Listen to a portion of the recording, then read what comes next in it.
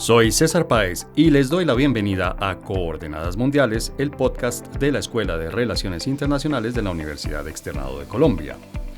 Acoger al otro, al que piensa, se viste, habla o cree en un Dios diferente, es un rasgo tan humano como temerle y rechazarlo. Según Swissinfo, en 2024 los actos en contra de los musulmanes que habitan en el Reino Unido aumentaron un 165% respecto a 2022, alcanzando un total de 6.313 incidentes.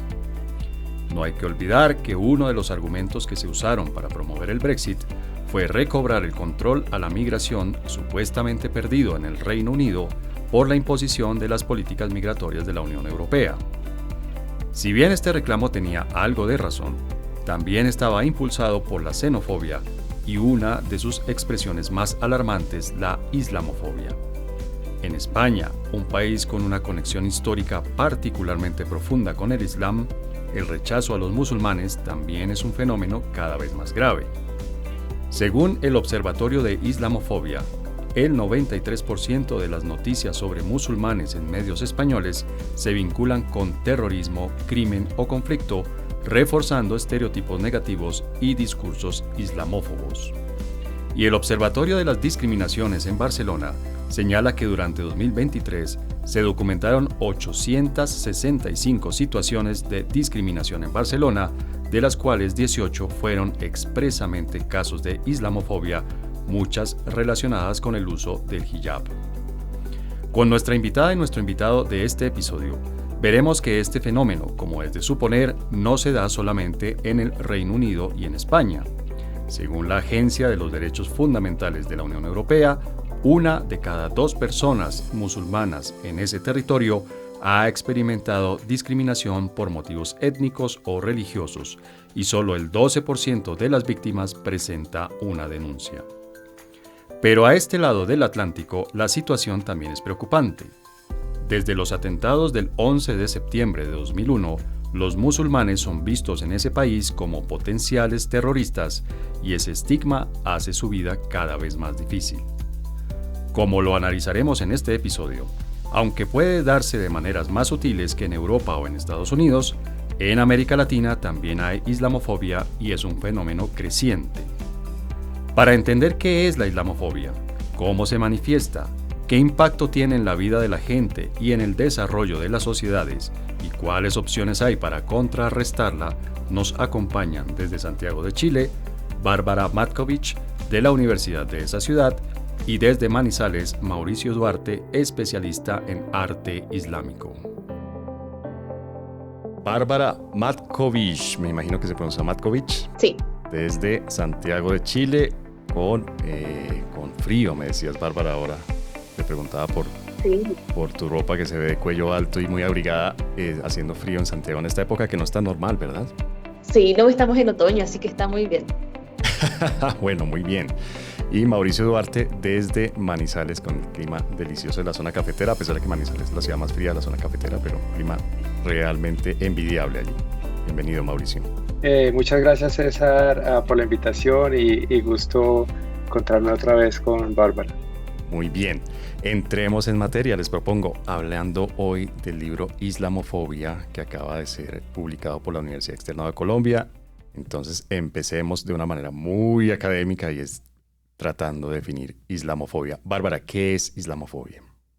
Bueno, la islamofobia se refiere a la hostilidad, al prejuicio, a la discriminación hacia las personas musulmanas.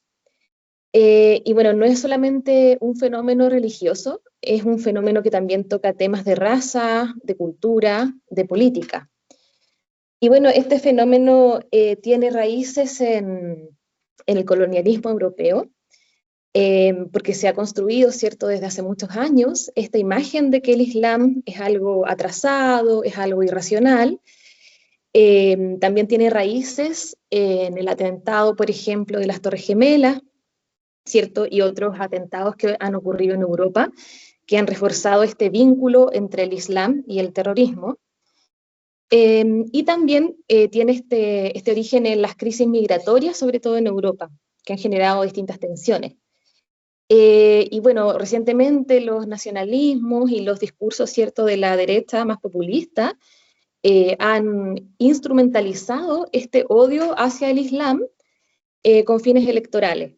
Entonces, eso es lo que podría decir por el momento. Mauricio, uno tiene la idea de que este tipo de fobias, este tipo de temores, en este caso a personas que tienen una fe determinada, obviamente estamos hablando de personas de religión musulmana, se da sobre todo cuando estas personas son lejanas, son desconocidas, cuando no hay mucho contacto con ellas. Sin embargo, sabemos que en el caso de buena parte de los países europeos y algunos también de América Latina y en Estados Unidos, por supuesto, Canadá, cada vez hay un mayor número de personas musulmanas. El hecho de que hayan llegado más numerosamente, uno pensaría, debería disminuir la islamofobia. Sin embargo, por lo que nos explica Bárbara, la islamofobia ha aumentado. ¿Cómo se puede explicar eso? ¿Cómo se puede explicar que si uno tiene cada vez más vecinas o vecinos musulmanes, persistan ese tipo de temores y ese tipo de rechazos? Yo creo que eso pareciera un fenómeno contemporáneo, pero creo que el mundo moderno se ha configurado un poquito con esta idea del Estado-Nación como unidad. No vayamos muy lejos, citemos el caso de España, ¿no? Que fue la construcción, por ejemplo, del Estado-Nación como una unidad donde se configura una lengua, una religión y una raza, ¿no? Expulsando aquella otredad. Entonces, eso contribuye a que nosotros construyamos las identidades a partir de fronteras, ¿no?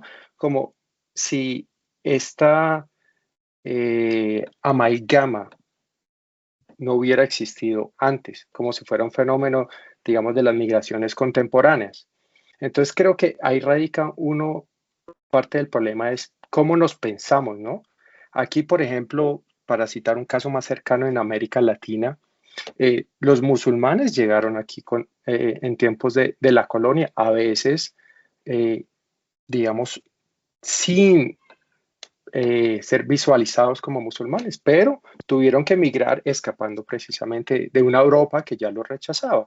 Entonces, claro, se enfatiza más, como decía Bárbara, por las migraciones, por el efecto de los medios de comunicación y también por los asuntos terroristas, pero digamos que siempre ha habido esta tensión de narrarme y quererme construir como ajeno a lo que pasa o ha pasado alrededor mío, ¿no? Incluso si son literalmente, físicamente mis vecinos. Pues mira, esto de los vecinos, claro, cuando el asunto de la migración, ¿no? De la migración, de verlos al lado mío, claro, porque yo estoy acostumbrado siempre a ver al otro, al diferente, marginado. Nunca están en mi barrio, nunca están en mi ciudad, pero los veo en el fondo, ¿no? Claro, los veo en la distancia y esa construcción de lo lejano y lo cercano también, digamos, se manipula en este sentido, ¿no? Porque claro, ahorita podemos ver que hay un interés, por ejemplo, por viajar a ciertos países donde la mayoría es musulmana, ¿no? Pero claro, me encanta estas cercanías mientras me satisfaga mi interés, ¿no? Por 2 o 3 días y mientras yo pueda enfatizar digamos, esa superioridad cultural y étnica, religiosa también, ¿no? Pero al mismo tiempo separo esto, ¿no? O sea, en Claro. Europa es muy clásico esto, ¿no? Pero, y que lo Sí. vemos en tiempos contemporáneos, en Estados Unidos, desde el primer periodo de Trump, las políticas públicas han sido precisamente a desarmar eso que ya estaba ensamblado, Ujú. ¿no? O sea, ¿cómo me deshago ahora de este otro que siempre ha estado conmigo, pero que ahora yo necesito, entre comillas, purificar mi estado y volver a esto, ¿no? A mi Claro. religión, mi nación, mi lengua, mi etnia, mi raza. Bárbara, uno tiene la impresión, además por lo que nos dice Mauricio, que los procesos en Europa son diferentes a los de América Latina. ¿Qué tanta islamofobia hay en América Latina? Por ejemplo, Colombia, que es un país históricamente de muy baja migración, recibió un flujo grande de personas provenientes Ujú. del entonces Imperio Otomano, en donde venían tanto sirio-libaneses, palestinos y judíos también. En Chile, por ejemplo, tengo entendido, es el país en donde, de América donde más palestinos han llegado, ¿verdad? ¿Cómo funciona? ¿Qué tan Sí. integrados están, además de tener un equipo de fútbol que se llama Palestino? Sé muy poco de fútbol, pero sé que hay un equipo que se llama Palestino en Chile. ¿Qué tan Sí. integrados están los palestinos a la sociedad chilena? O esta, digamos, esta discriminación, como en muchas relaciones humanas, es de doble vía, de doble sentido. Es decir, la sociedad discrimina al grupo, pero el grupo al mismo tiempo se cierra y no permite su integración con la sociedad. Bueno, yo vivo, de hecho, muy cerca de una mezquita, acá en la comuna de Ñuñoa. Y bueno, la verdad es que no están totalmente integrados e integradas. Como bien tú dices, acá hubo una migración muy alta de palestinos. Eh, Incluso tuvimos una ola migratoria por ayuda humanitaria de sirios, ¿ya? Bueno, el grupo palestino fue más integrado, pero las personas de Siria, muchos se devolvieron, porque la sociedad chilena no tuvo cómo integrarlos. No tuvo cómo darles seguridad social, vivienda, nada, y muchos partieron. Claro, como bien tú dices, claro, las personas palestinas sí están bien integradas. Sin embargo, acá el tema de la religión no es un tema que se haya asimilado mucho. Bueno, el Islam tiene una alta heredabilidad, ya, es decir, son familias que obviamente tienen muchos hijos y estos hijos muy probablemente heredan esta religión. Entonces es muy probable que cada vez lleguen más personas musulmanas y musulmanes, ¿cierto?, a nuestro continente. Y por eso nosotros hicimos este libro para ver bien, preparar nuestros países con trabajo intelectual que pueda servir para recibir, ¿cierto?, este fenómeno. Pero acá no hay una integración muy efectiva. Y, por ejemplo, respecto al tema que he estudiado yo, que es el tema de las vestimentas, eh, acá no existe todavía una ley que regule, ¿cierto?, o que prohíba estas vestimentas. Sin embargo, si uno le pregunta a la opinión pública, no hay una aceptación positiva, por ejemplo, si hay alguna mujer, no sé, utilizando un velo integral, ¿cierto? Pero todavía no hemos llegado al punto como en Europa que esto se prohíba de manera legal. Entonces, claro, no se Ya. ve una integración muy amplia, la verdad. Vamos, en el segundo segmento vamos precisamente a hablar de ese tipo de políticas que se han adoptado en ciertos países, como el que tú acabas de mencionar de Europa con el tema del vestuario y del velo. Mauricio, esta relación que hasta ahora ustedes dos nos han descrito, que es de tensión, que es de poca integración, que es de rechazo, es una relación que se da porque el cristianismo es como es y porque el islamismo es como eso, es una relación que se podría dar entre poblaciones de dos religiones diferentes al cristianismo, por ejemplo. Yo creo que parte de todo esto es precisamente el miedo a enfrentarse al otro, al que es diferente y también la necesidad de mantener el control sobre una mayoría, ¿no? Sobre un monopolio, en este caso religioso. Eh, en otros capítulos, por ejemplo, en este mismo libro se analiza la profesora Arevalo, eh, se encarga de analizar esta pregunta que tú lanzas más en profundidad, por ejemplo, en la India, ¿no? Donde el Ajá. presidente Modi digamos, ha entrado en tensión con los grupos que no son tan minoritarios, pero se ha generado una tensión, digamos, a lo largo de lo que llamaríamos el sur global. O sea, esta tensión no necesariamente es norte-sur o oriente-occidente, sino que también se genera transversalmente. En este caso, por ejemplo, en la India, uno diría, pero a ver, un momento, hay una diversidad religiosa que uno desde afuera la ve como que sí hay más libertad, pero también hay tensiones. ¿Por qué? Porque esto se traslada directamente a la política. Lo vimos ayer precisamente con la elección del Papa, ¿no? O sea, ¿dónde están los centros de poder? Y es más, pa- parte de mi apuesta, por ejemplo, con la elección del Papa ayer era que el Papa, el papado se iba a desplazar a las Filipinas, ¿no? Donde también hay tensiones con los musulmanes y donde creí que iban a poner, digamos, un punto de contención, ¿no? Que era desplazar, descentrar el Papa hacia Asia, donde los musulmanes han venido ganando territorio, digámoslo así, digamos, en términos políticos. Entonces, creo que existen, ¿no? Existen esas tensiones, van a existir. Y yo creo que a lo que apunta también esta publicación es a diversificar esas definiciones, a profundizar cómo este odio que describía Bárbara se traslada eh, a una memoria institucional. Yo lo toco un poquito en mi capítulo, esa memoria institucional donde la gente se informa como individuos, pero eso después va a llenar las políticas de empresas, de instituciones, de otras instituciones religiosas y de los estados también, ¿no? Bárbara, finalmente para terminar este primer segmento de nuestro episodio dedicado a islamofobia, en razón a la publicación que hace el externado del libro del mismo nombre, Islamofobia, te pido porfa que nos ayudes a entender si esto, tú empezaste tu explicación de la islamofobia muy atrás en el tiempo. ¿Ha habido momentos en los que no hubo islamofobia? Es decir, ha habido momentos, o cristianofobia o hindufobia, no sé cómo se podría utilizar la palabra para otras religiones.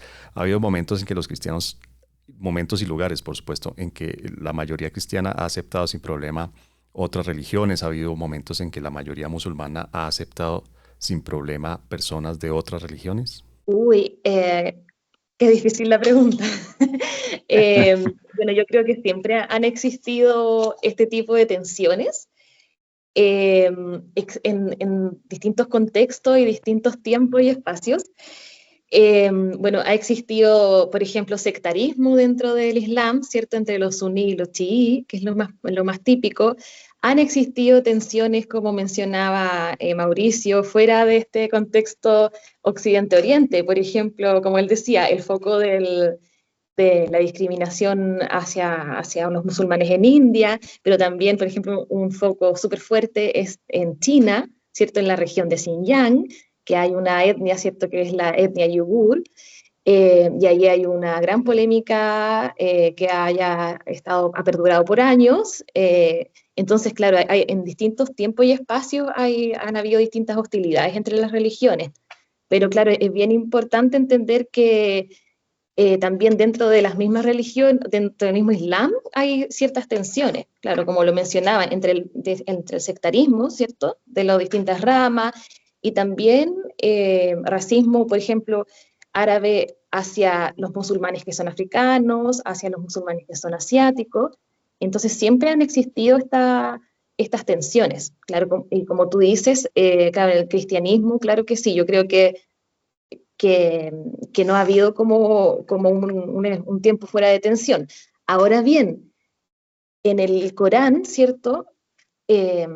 Bueno, Felipe Medina es nuestro compañero, ¿cierto?, del libro que maneja ese tema súper bien, pero en el Corán hay explícitamente nociones de respeto hacia las otras religiones y entre ellos mismos. Entonces, ¿qué pasa? Que son las interpretaciones, las hermenéuticas del libro sagrado que han provocado estas tensiones, porque en el libro mismo, ¿cierto?, se plantea que debe haber un respeto con las otras religiones. Uh-huh. Eso está muy interesante. O sea, no Sí, está en el origen de la religión, sino en la interpretación que se hace de los textos de cada religión. así es. Con ese dato, no sé si inquietante o tranquilizador, cerramos este primer segmento del episodio dedicado a islamofobia por el libro que acaba de publicar la Universidad Externado con este título y obviamente dedicado a este tema. Vamos al segundo segmento a ver cuáles son las interacciones que se dan hoy en día alrededor del tema de la islamofobia. ¿Quieres comprender mejor el mundo? La maestría en Asuntos Internacionales te brinda una formación única que integra la formación en Relaciones Internacionales, Economía, Política y Derecho, conoce los desafíos más urgentes del mundo y trabaja por la búsqueda de soluciones alternativas. Desarrolla habilidades estratégicas para la gestión de conflictos, fortalece tus conocimientos alrededor de temas de la agenda internacional desde un enfoque regional. Impulsa tu carrera con un enfoque práctico e innovador. Sé parte de la nueva generación de profesionales que está cambiando el mundo. Más información en www.uexternado.edu.co. Bueno, en el primer segmento de este episodio estuvimos viendo, tanto con Bárbara como Mauricio, dos autores de sendos capítulos del libro Islamofobia que está lanzando la Universidad Externado de Colombia. Vimos qué era la islamofobia, vimos un poco cómo se ha dado a lo largo de la historia, vimos cómo se expresa en general hoy en día en el mundo. Y en este segundo segmento vamos a hacer un acercamiento a algunas partes del mundo como casos concretos de políticas, de manejo, de ejemplos de buenas prácticas y también de ejemplos de muy malas prácticas. Bárbara, en el caso de Francia, hace ya unos buenos años, hubo un debate muy fuerte, motivado, o más bien iniciado por un gobierno que había en ese momento de derecha, sobre la prohibición de ciertas prendas que son propias de algunos grupos musulmanes. Estamos hablando, por supuesto, del velo, de la burka, de este tipo de prendas que usan las mujeres y que pues obviamente son muy particulares, repito, de ciertos grupos dentro de la religión musulmana.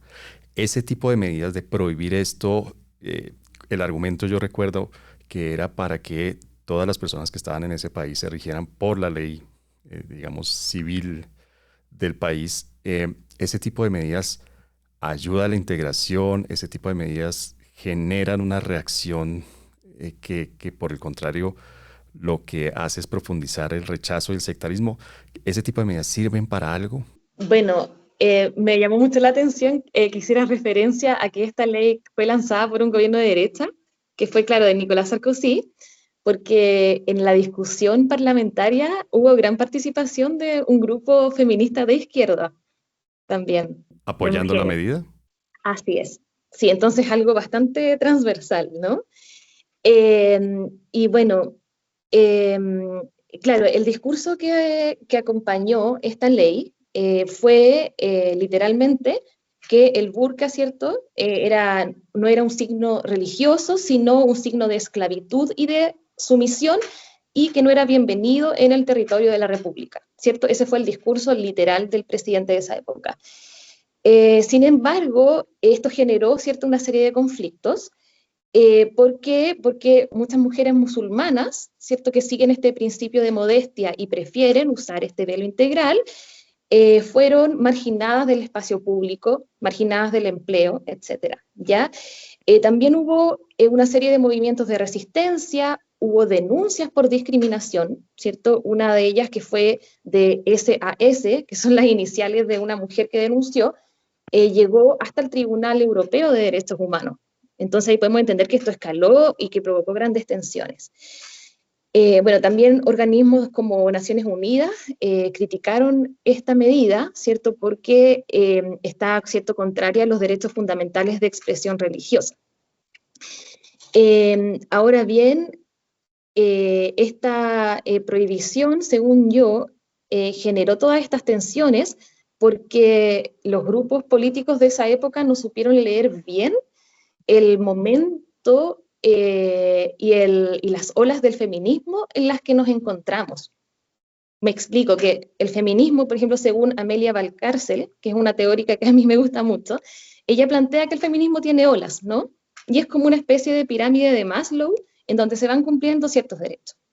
¿Qué es lo que pasa? En la actualidad, ¿cierto? Desde los años 90 hasta la actualidad, las mujeres ya hemos cumplido ciertos derechos, ¿ya? Ya tenemos, por ejemplo, el derecho a sufragio, derecho a, no sé, por ejemplo, trabajo, educación, derechos sexuales y reproductivos, etc. Entonces, en esta época, cuando uno dice, ok, esta mujer está siendo obligada a llevar el velo, es muy probable que no sea así, es muy probable que ella, bajo su propia conciencia, lo esté utilizando.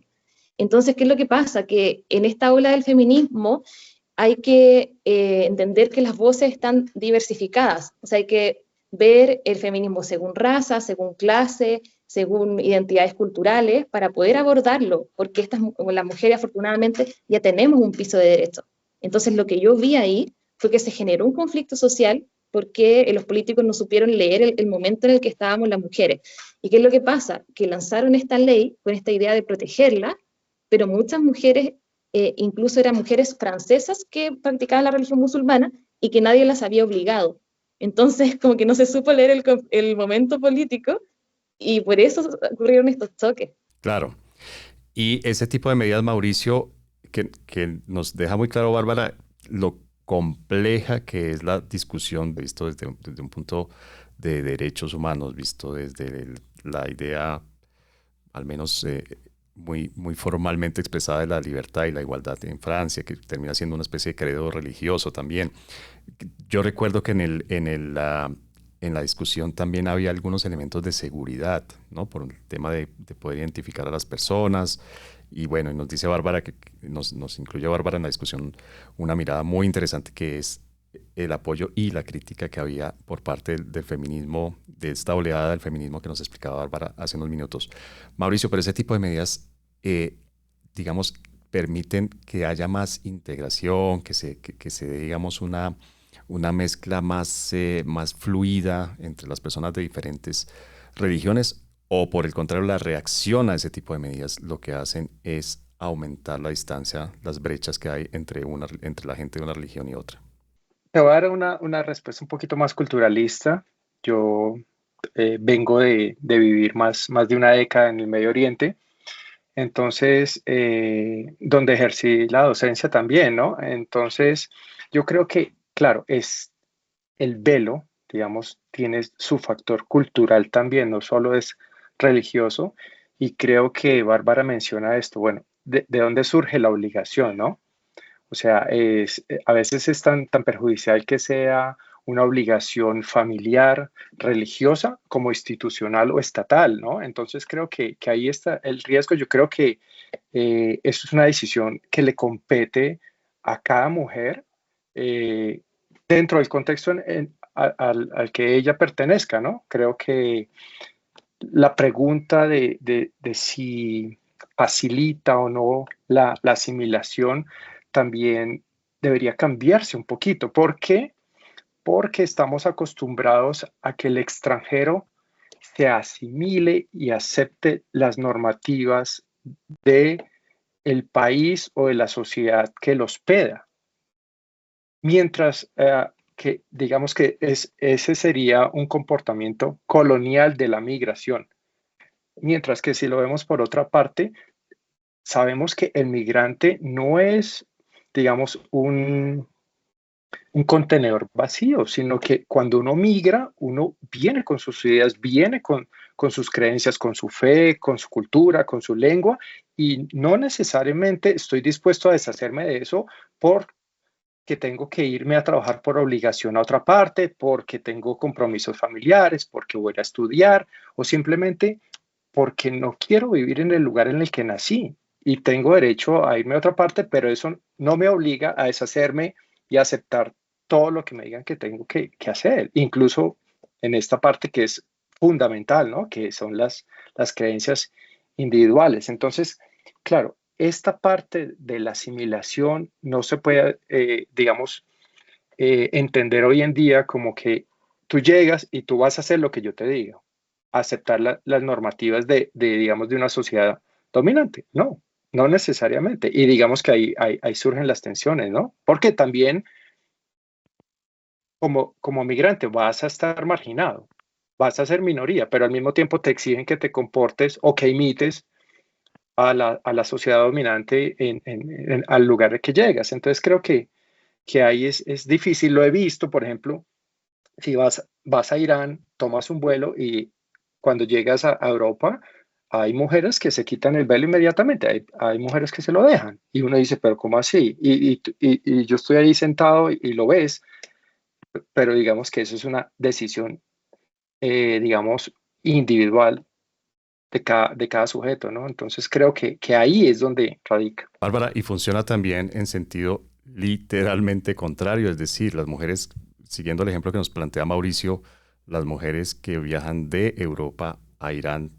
pueden bajarse del avión en el aeropuerto y transitar tranquilamente por las calles sin ponerse un pañuelo en la cabeza, es decir, sin que estén sometidas a esta dictadura un poco que nos planteaba Mauricio, la dictadura de la mayoría de la sociedad de llegada. Se da también ese tipo de discusiones, se da también ese tipo, digamos, de prerrogativas o no. Sí, claro. Una de las grandes conclusiones de mi investigación es que son dos caras de la misma moneda. Por ejemplo, tanto la prohibición que hay en Europa explícita sobre el uso integral del velo islámico es comparable a lo que existe en Afganistán desde el año 2022, en donde los talibanes, ¿cierto?, han exigido el uso del velo integral islámico. Entonces son dos caras de la misma moneda. Tanto exigirlo como prohibirlo es para mí una transgresión en los derechos de expresión. Ahora bien, por ejemplo, yo particularmente cuando, no sé, he tenido el agrado de visitar mezquitas en Turquía, donde es un lugar religioso, ahí por supuesto me he puesto mi hijab y todo, porque es un espacio particular religioso. Pero fuera de eso, son dos caras de la misma moneda. Es decir, ¿por qué le vamos a...? Lo increíble es que se exige particularmente a las mujeres, que, claro, entonces o se les obliga o se les prohíbe. Claro, y es increíble que ahora hemos estado hablando mucho de Francia, pero lamentablemente esto se ha extendido a muchos países en Europa, porque Francia fue pionera en esta prohibición, pero esta prohibición se fue extendiendo. Hay una ley nacional de prohibición en Bélgica, en Países Bajos, en Austria, en Dinamarca, en Suiza, en Bulgaria, etc. Entonces, esta fue como un efecto dominó. Entonces, claro, nosotros hemos hablado de Francia, pero esto ya se extendió casi toda Europa. Mauricio, pues obviamente hemos estado hablando con Bárbara y contigo de las expresiones más visibles, más que se pueden ver a simple vista. Quiero decir que no hay que tener la mirada muy aguda, no hay que darle una mirada muy aguda a la realidad para darse cuenta del rechazo a ciertos elementos y a ciertas manifestaciones de una religión en particular.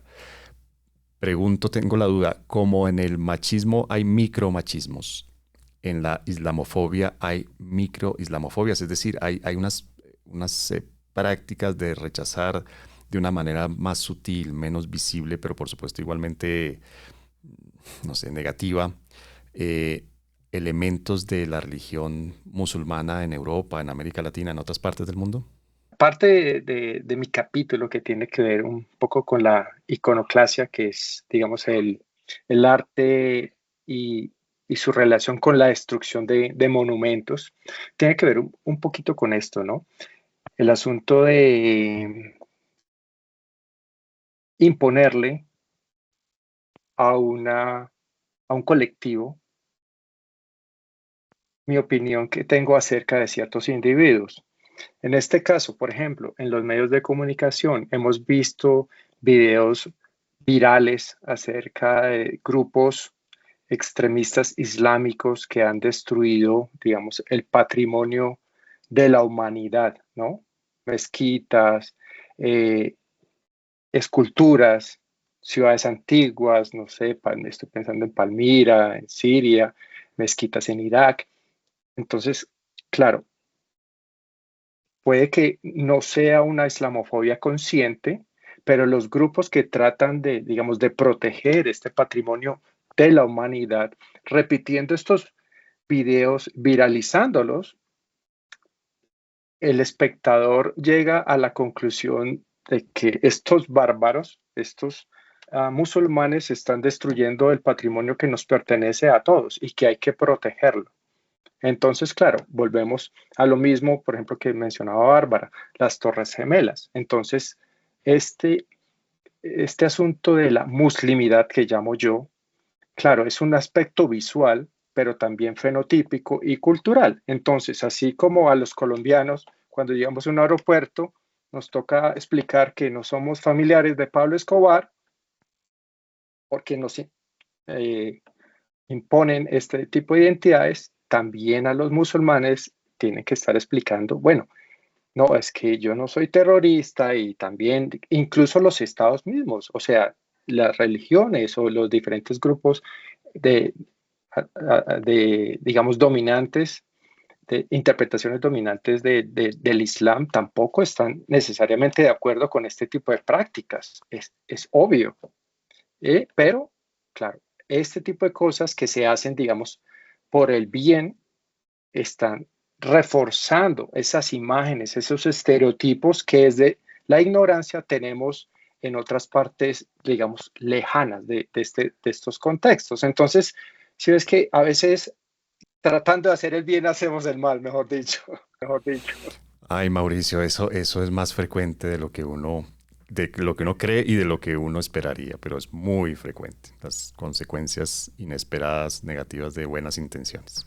Bueno, muchas gracias, Mauricio, y con esto cerramos este segundo segmento y vamos al tercer segmento dedicado a consecuencias, y también obviamente vamos a explorar un poco el libro Islamofobia, que acaba de ser publicado por la Universidad Externado de Colombia. En el primer segmento de este episodio dedicado a Islamofobia, que repetimos, es el título también del libro que acaba de publicar la Universidad Externado de Colombia, vimos qué era la islamofobia, vimos algunas expresiones de la islamofobia y obviamente las consecuencias que este fenómeno genera. En el segundo segmento nos dedicamos a ver algunas medidas que se han tomado en países europeos y cómo esto ha repercutido en las relaciones que hay en una sociedad entre personas que profesan diferentes religiones. Para este tercer segmento, que normalmente está dedicado a las consecuencias del fenómeno, pues la verdad es que ya hemos cubierto algunas de estas consecuencias a lo largo de los dos primeros segmentos, entonces les invito tanto a Bárbara como a Mauricio a que hablemos del libro. Hablemos, por supuesto, del capítulo de cada uno de ustedes del libro, pero también de la conveniencia, de la necesidad del aporte que puede hacer un libro escrito desde América Latina sobre la islamofobia. Bárbara, tu capítulo del libro, ¿sobre qué trata? Bueno, ya he conversado bastante. Claro que es un capítulo que se trata sobre un análisis de caso particular sobre la prohibición del uso del velo integral islámico. Y ahí exploro más que nada las consecuencias y las tensiones de estas leyes, por qué hay que tener cuidado cuando se implementan estas leyes, porque hay que tener una visión sobre lo que quiere la ciudadanía en particular y no hacer estas leyes para tener capital político, ya es algo muy delicado. Entonces, claro, la idea de mi capítulo es que es reforzar, ¿cierto?, la idea de los derechos humanos, el derecho a libertad de pensamiento, conciencia y religión, y la importancia de considerar estos valores al momento de implementar estas leyes. Pero con el libro en su totalidad, lo que a mí me gustaría como contribución es que las personas, ¿cierto?, de nuestro continente puedan entender los valores universales del Islam. Me encantaría que pudieran entender la base de igualdad, pluralismo y convivencia que existen en este libro, más allá de, como lo comentaba, todas estas interpretaciones que muchas veces son negativas y extremistas. Entonces, claro, creo que sería muy importante que este libro permitiera el diálogo para combatir, ¿cierto?, la ignorancia, para combatir el prejuicio, para fomentar esta idea de la coexistencia pacífica entre comunidades y religiones diversas, y como lo decía al comienzo, que se revalorizara esta idea de los derechos humanos, ¿cierto?, y los valores democráticos. Creo que eso es lo que representa un poco el libro en su totalidad. Obviamente, a propósito de tu capítulo en el libro, pero también de toda la idea general que nos estás expresando y de tu intención, la intención que tuviste a la hora de participar en el libro. ¿Tú crees que es comparable lo que sucede en Europa con América Latina? Uno siempre tiene la idea de que lo que pasa en Estados Unidos, en Europa, es el futuro de América Latina, es decir, que allí van adelantados no sé cuántos años y que eso que están viviendo ellos en este momento lo viviremos nosotros en el futuro próximo. ¿Es posible, por ejemplo, ese tipo de medidas, es probable ese tipo de medidas en países latinoamericanos, Chile, Colombia, Brasil, Argentina, México? Sí, absolutamente. Lamentablemente yo creo que sí. Aquí tenemos una raíz occidental muy fuerte, Acá en Chile particularmente siempre hay cierto un prejuicio contra lo que no es occidental, hay racismo, la gente cierto defiende mucho el tema de los que tienen ascendencia europea y todo. Entonces yo creo que sí podemos llegar a este tipo de tensiones. Lo otro es que con esta alza del populismo y los gobiernos cierto, populistas, es probable que se usen este tipo de medidas como capital político, ya sea de los gobiernos de derecha o ya sea de los gobiernos de izquierda. Entonces yo creo que en una discusión muy simple y por capital político sí podemos llegar a hacer leyes nacionales discriminatorias como la que yo estudio. Entonces, claro, lo único que combate eso es la discusión lenta, el diálogo, como lo que nosotros estamos planteando en este libro. Pero yo creo que lamentablemente, si es que no se hace una, una investigación, ¿cierto? Con más conciencia, podemos llegar a este tipo de leyes y podemos rebotar en las mismas tensiones. Bien, muchas gracias. Nos dejas un poco preocupados, pero al mismo tiempo también esperanzados porque este tipo de aportes, como el que hacen ustedes en el libro, sirve también como una medida de protección, por lo menos una medida de concientización. Y si uno es consciente de un problema, pues uno esperaría que trate de evitar el problema. Mauricio, ¿cuál es el tema del capítulo tuyo dentro del libro Islamofobia? El tema es prácticamente la iconoclasia, ¿no? Lo que hablaba un poquito de las narrativas que hay detrás de las interpretaciones acerca del arte que se asumen como islámicas, ¿no? Siempre pensamos que los musulmanes están en contra del arte, que están en contra de la cultura, que quieren destruir el patrimonio, que no aceptan expresiones, por ejemplo, figurativas, que todo lo quieren ver abstracto. Entonces, ese tipo de tensiones, digamos, por ejemplo, con el pasado, con ese patrimonio, lo que me interesaba era un poco ver también esas micro islamofobias, por ejemplo, que se narran a través del arte, ¿no? Podemos ir a diferentes museos, por ejemplo, en Europa o en Estados Unidos y buscar las colecciones islámicas, ¿no? Están en una esquina, digamos, se presentan como algo exótico y se han presentado de una manera, digamos, independiente. La producción material se ha presentado en ausencia de las personas que las han producido, ¿no? Objetos sin contexto, ¿no? Es casi como a veces ir al Museo del Oro, ¿no? Donde hay una pieza en una bóveda con una luz, pero ¿quién lo hizo y de dónde salió? ¿Cuál es el contexto? Es difícil encontrarlo, ¿no? Entonces, claro, mi interés es, bueno, si esto se está narrando en Europa, a pesar de que los museos ya, digamos, han tomado conciencia de este tipo de narrativas, ir a los museos, por ejemplo, en otros lugares, en mi caso es un museo, el Dar al-Atar al-Islamiyya en Kuwait, ¿qué tipo de narraciones culturales se están creando? Entonces, a partir de objetos, lo que me di cuenta es que el museo como tal incorpora otras influencias, ¿no? No necesariamente están narrándose como un ente hermético, no.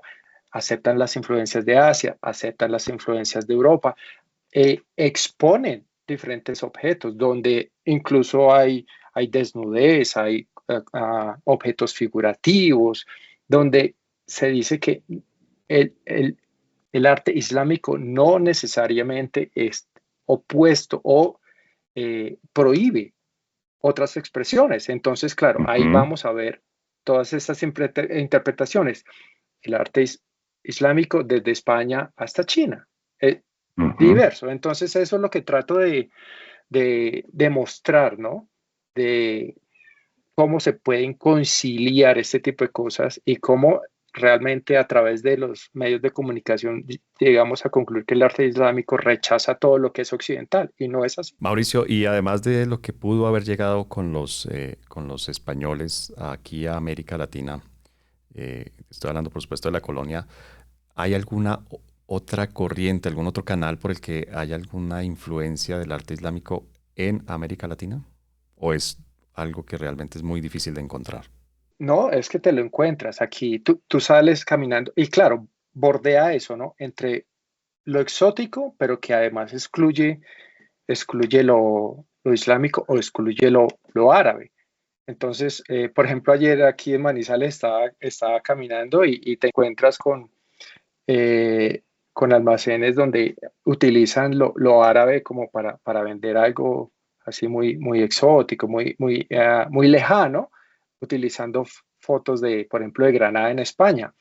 Pero también lo ves en la arquitectura mujer, ¿no? En la Plaza de Toros, que aquí existe esta identidad española, ¿no? Es que somos totalmente españoles cuando lo que estás diciendo, no, yo tengo también de lo árabe aquí mismo, ¿no? Claro. Entonces tenemos estas amalgamas eh, que han circulado por el mundo, ¿no? Por ejemplo, cuando fui Ujú. al Museo de Kuwait, me di cuenta que a través, por ejemplo, de las órdenes jesuitas, las joyas estaban decoradas con esmeraldas colombianas y estos son joyas de 1700. Y yo decía, a ver, un momento, ¿esto cuándo pasó?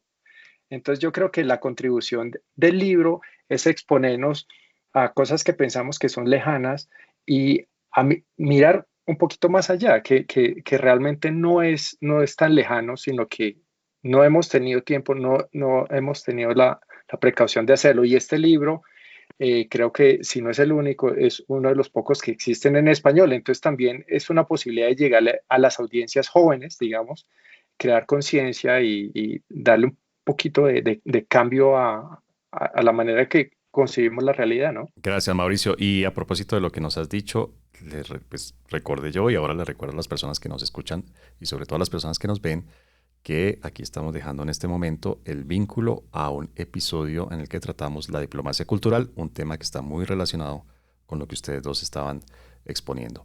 Muchas gracias y nos vamos ahora a nuestro microsegmento de recomendaciones.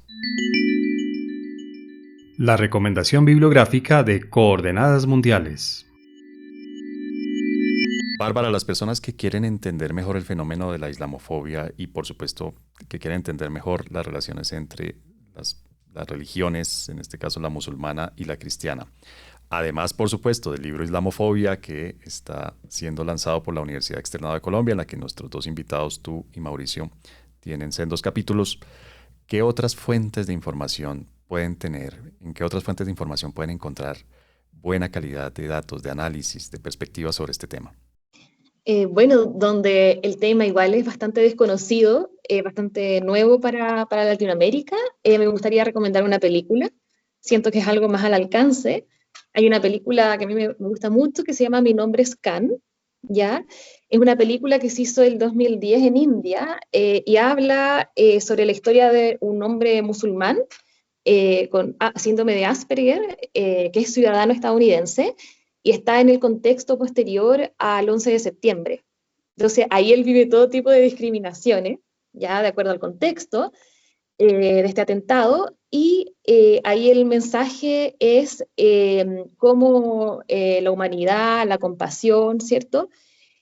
Superan las barreras religiosas y étnicas, ¿cierto? Porque como comentaba, él tiene este síndrome, ¿cierto? Que le dificulta la interacción social y qué sé yo.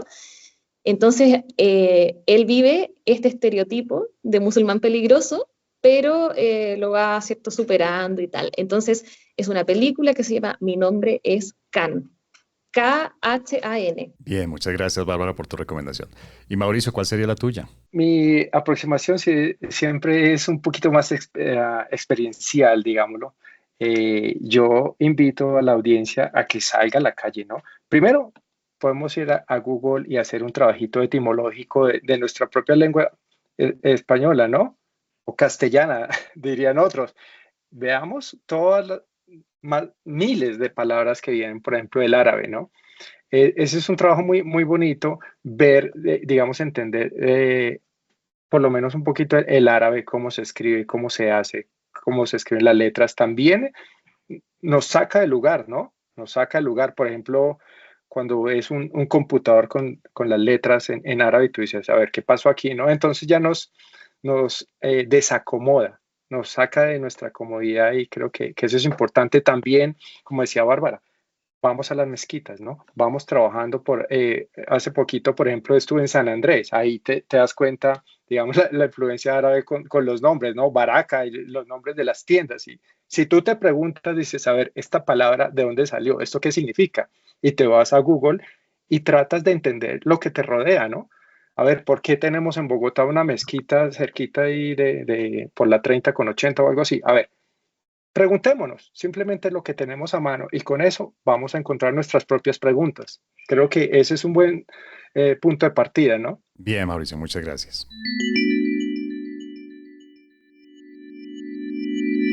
Bárbara Matkovich desde una otoñal Santiago de Chile. ¿Cómo va el mate?